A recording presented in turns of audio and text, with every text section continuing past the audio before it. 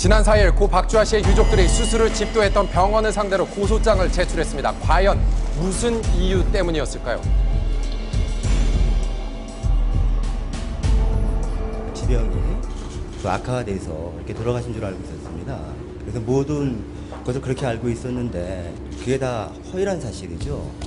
지난 5월 16일 신우암 수술 한 달 만에 갑작스레 세상을 떠나 주위를 안타깝게 했던 고 박주아 씨.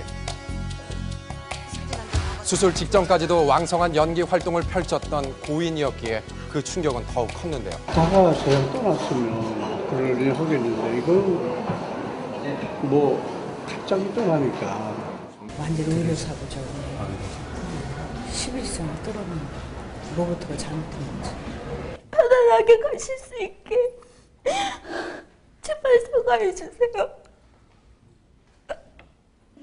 사실 고인의 사망 이후 각종 의혹들이 제기되기도 했었지만 병원 측과의 원만한 합의가 이루어진 듯 했습니다.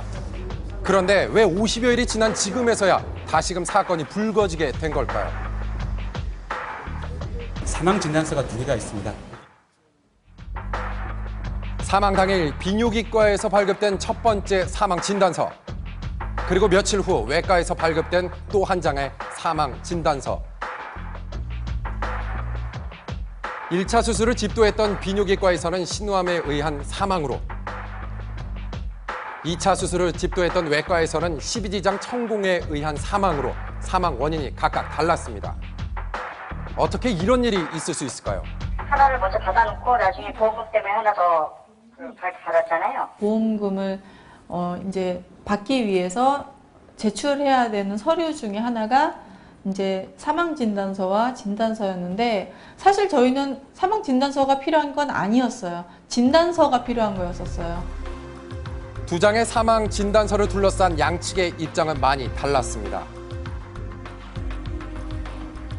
한편 유족들이 주장한 사망 원인 중 산소 호흡기 이탈 문제인데요. 중환자실에서 30일을 정확하게 28일을 지내고 호흡기 튜브 빠지면서 이제 뇌사 상태가 되셨죠.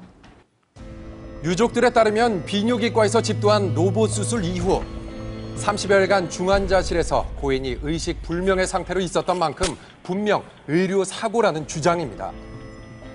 그렇다면 과연 유족들은 병원 측으로부터 사전에 로봇 수술에 대한 로봇 주의사항을 듣지 수술로 못했을까요? 인해서 12지장이 천공이 될 수 있다는 얘기조차를 저희는 들은 적이 없어요.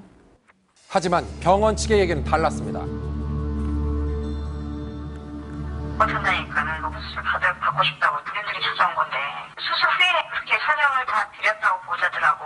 수술이 길어질 이유하고. 우리 딸이 다 한 거예요. 고인이 사망한 지 50여일이 지난 지금 다시 한번 병원 측과 유족들이 죽음의 원인을 둘러싸고 소송을 벌이고 있는데요. 병원 측도 지금 법적 대응을 준비하고 있다고 합니다. 사건이 진전되는 대로 후속 보도하겠습니다.